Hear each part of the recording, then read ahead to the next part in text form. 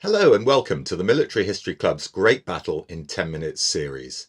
Today I'm discussing the Battle of Vitoria that was fought between an Allied army under the Marquess of Wellington and a French army commanded by King Joseph and Marshal Jean-Baptiste Jourdan in northern Spain on the 21st of June 1813.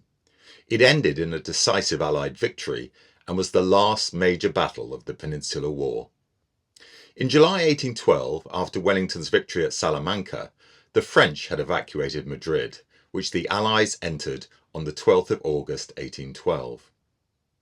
Wellington moved north and laid siege to the fortress of Burgos, but he had miscalculated the enemy's strength and on the 21st of October chose to abandon the siege and eventually withdraw back across the Portuguese border. He spent the winter of 1812 to 1813 bringing his battalions up to full strength, re-establishing discipline and improving his men's equipment, including lighter camp kettles and tents that housed 25 soldiers. Finally, on the 22nd of May 1813, having arranged a number of diversionary operations, he crossed back into Spain with the prescient words, "Farewell, Portugal, I shall never see you again." Wellington's strategy was to drive the French out of the peninsula altogether by inflicting upon them another major defeat. This was easier said than done. His army had swelled to 81,000 men, roughly two-thirds British to one-third Portuguese, while a further 25,000 Spaniards were willing to cooperate. Yet there were still 200,000 French troops south of the Pyrenees, and to overcome them he needed to keep them apart. So when his excellent intelligence network informed him that the main French army, under King Joseph and Marshal Jourdan, had left Madrid and was marching north to join General Bertrand Clausel, a union that, if he allowed it to happen, would produce a total force of 125,000 men, he knew he had to intercept it at all costs. He won the race by a brilliant piece of deception. He convinced the French that he was going to advance up the Ciudad Rodrigo Salamanca road, as he had the previous year, and once again they tried to block him on the Douro, north of Salamanca.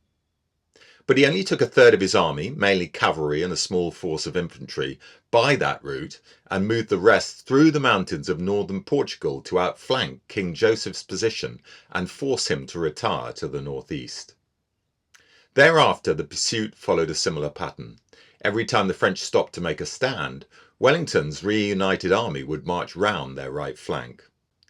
On the 21st of June, having blown up the castle at Burgos a week earlier, the French army of 66,000 men was camped round the town of Vitoria in the Jourdan Valley, just 60 miles from the French border. Aware that Wellington was approaching, King Joseph and Jourdan assumed he would try his usual flanking manoeuvre. But instead he attacked, using 4 columns to try and trap them in a valley that was enclosed on 3 sides by mountains.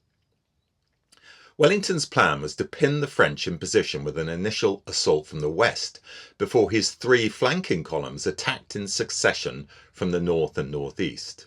The 4th column, under Graham, had the longest march and was scheduled to fall on the French rear to the west of Vitoria and cut off the army's line of retreat. It was an extremely ambitious and somewhat risky plan, and one that required near perfect timing to succeed. It began well with an attack on the Puebla Pass by the Spanish and British troops at 8 a.m. that gradually sucked in French reinforcements and weakened their position in the valley. Highlander Thomas Pocock recorded the ebb and flow of this first phase of the battle. "We charged up the hill, the pipes playing, 'Hey, Johnny Cope.' The French had possession of the top, but we soon forced them back and drew up in column on the height, sending out 4 companies to our left to skirmish. The remainder moved on to the opposite height. As we advanced, driving them before us, a French officer, a pretty fellow, was pricking his men to stand. They heeded him not, and down he fell, pierced by more than one ball." Meanwhile, the 2nd and 3rd columns had crossed the Jourdan River to attack the northern flank of the French position. An officer with the 2nd column recalled, "As soon as the 3rd Division had crossed the river about 11 o'clock, we moved on and the battle became general. The enemy allowed us to gain the high ground without opposition, but opened a tremendous fire from behind a village on the top of it, which brought a temporary check. The village, however, was carried by part of the Rifle Regiment and some of the 3rd Division, and we then moved on without a halt for the remainder of the day. So far, so good, but Wellington's plan could only work if his 4th column, 20,000 men under Sir Thomas Graham, was able to cut the 2 roads out of Vitoria before the French were able to retreat down them. It was certainly in a position to do so, having reached the river well before the main exodus began. But to get across the river, his men had to storm 3 enemy-held villages and their adjacent bridges, and only attack on the easternmost crossing by a brigade of Spanish infantry was successful. When 2 brigades of the British 5th Division tried to repeat the trick at the middle bridge, they were cut to pieces by a ferocious defence and only got across after the French had pulled back. By then, of course, the bulk of the French army had escaped down the second, smaller road to Pamplona. The outcome might have been very different if Graham had assaulted the westernmost bridge. He had another whole division, the 1st, at his disposal, and yet chose to use only a part of it to capture the village, but not the bridge after Wellington had ordered him to press his attack with more vigour at 2 p.m. The rest of the 1st Division did not fire a shot, wrote a disgruntled brigade commander of the 5th Division, nor could I even see them. Both cavalry and light infantry were sent after the French as they fled down the Pamplona road.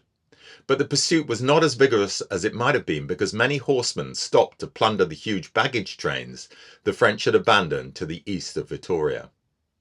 Also taking part in the sack of the French transport were soldiers' wives who, according to a Captain Thomas Brown of the 123rd Fusiliers, were seen for weeks after the action in muslins, 3 or 4 gowns over the other, trimmed with fine lace, several pairs of earrings dangling from their ears, reticules, watches and fans as part of their costume. The contrast of these decorations with their brazen tanned faces and brawny arms was ludicrous enough. The pursuing infantry, on the other hand, kept to their duty. One officer wrote, "We repeatedly saw on each side of us carts and wagons loaded with plate and silver without a man falling out of his ranks to lay hands on it.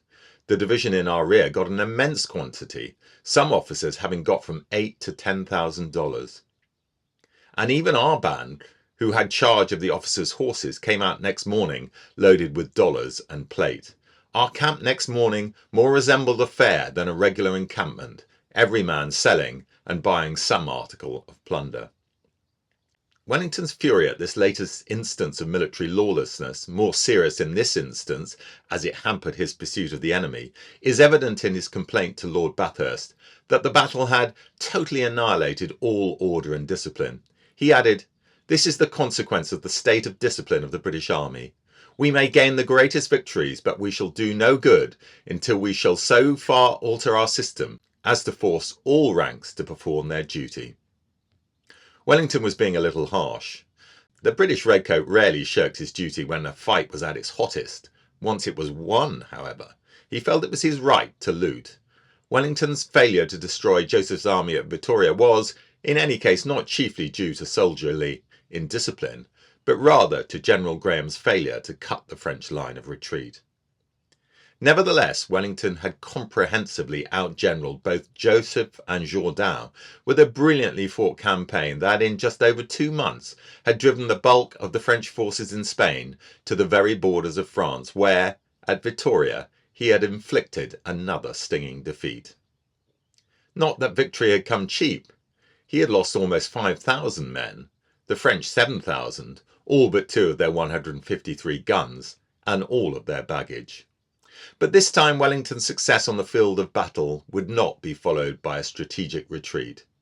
The French had no more reinforcements to send to Spain, and defeat at Vitoria marked the end of Napoleon's long, costly, and ultimately futile campaign to conquer the Iberian Peninsula. All Europe acknowledged the significance of the battle, with Beethoven composing Wellington's victory in its honour. The Prince Regent went further by promoting Wellington to the new rank of Field Marshal. "You have sent me among the trophies of your unrivalled fame the staff of a French Marshal," wrote the Regent on the 3rd of July, referring to Marshal Jourdan's baton, which had been salvaged from the baggage train. "And I send you in return that of England." He had personally designed Wellington's baton, the first of its kind, adorning it with lions rather than eagles. "I can evince my gratitude for your Royal Highness's repeated favours," replied Wellington, a little unctuously, "only by devoting my life to your service."